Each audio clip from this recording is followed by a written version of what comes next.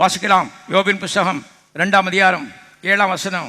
அப்பொழுது சாத்தான் கர்த்தருடைய சந்நிதியை விட்டு புறப்பட்டு யோபின் உள்ளங்கால் தொடங்கி அவன் உச்சந்தலை மட்டும் கொடிய பருக்களால் அவனை பாதித்தான். பாதித்தது யாரு? சாத்தான். சத்தமா சொல்லுங்க, சாத்தான்.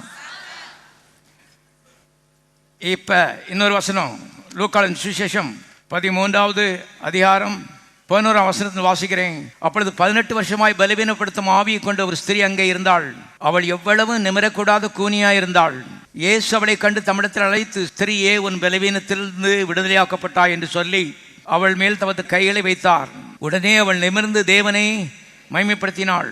இயேசு ஓய்வு நாளிலே சொஸ்தமாக்கினபடியினால் ஜபாலயத்தில் அவன் கோபமடைந்து, ஜனங்களை நோக்கி, வேலை செய்வதற்கு 6 நாள் உண்டே, அந்த நாட்களிலே நீங்கள் வந்து சொஸ்தமாக்கி கொள்ளுங்கள், ஓய்வு நாளிலே அப்படி செய்யலாகாது என்றான்.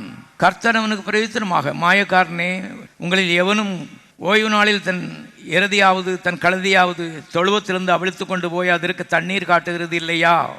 இதோ சாத்தான் 18 வருஷமாய் கட்டியிருந்த ஆபிரகாமின் குமார்த்தியாய் இவளை ஓய்வு நாளில் இந்த கட்டிலிருந்து அவிழ்த்து விட வேண்டியது இல்லையா? இதோ சாத்தான்